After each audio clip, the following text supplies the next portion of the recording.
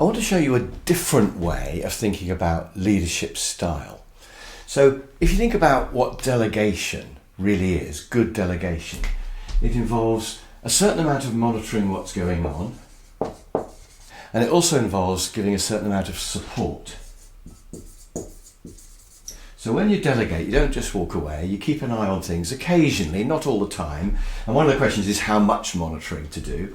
And then you give people support if they need it. So that's what delegating is. But we need to explore these other four combinations, because there's a lot of talk about empowerment. And what is empowerment? And I would suggest that empowerment is where you don't monitor, you trust them, but you are available for support. So empowerment is all about trust, and the one rule of empowerment is that because I'm not going to monitor you, if you need support, you must come to me, but I will always be available for support if you come to me. So empowerment's great if you really trust somebody, and I would suggest that initially you would delegate. And you just keep an eye on what's going on. And if every time you check on someone they're doing brilliantly, after a while you can decide that you trust them and you can move from monitoring to no monitoring. And they love that because they're trusted. You love that because you don't have to spend time monitoring. Everybody wins.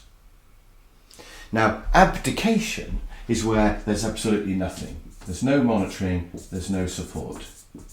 So abdication is here. Abdication is where you say, you get on with it, I'm not interested, I don't want to know. And people confuse delegation and abdication, and they tend to think that if you delegate, you've got round shoulders, you're not interested. But you are interested because you monitor, and you are interested because you give them support if they need it.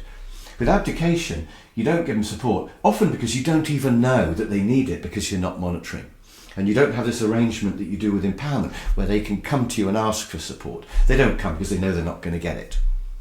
So that's abdication. And I must confess, sometimes I've abdicated in the past because I've thought, if I monitor, I'm going to interfere.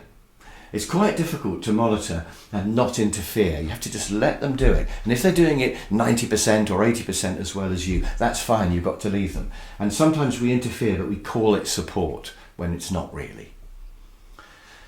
So that's abdication. Now the final combination is monitoring and no support. And I call this Seagull management.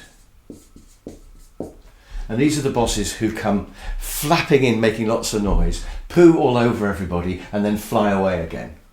So we see this, for example, in The Apprentice, that TV programme, where Alan Sugar, who is probably just playing a role, but we don't know, he comes in, he observes what they've done. He's even got other people monitoring for him as well.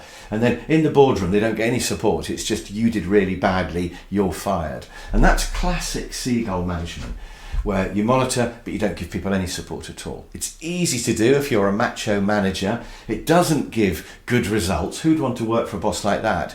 And of course, the real killer is that everything's management's fault. So if you're monitoring and things are not being done well, and you're saying, well, that's not right, the quality's not right, the way you're treating the customers isn't right, if you're saying those kinds of things, it's actually your fault, because you should have trained those people, you should have set up those systems. So there's no logic to Seagull management, but unfortunately it's extremely common.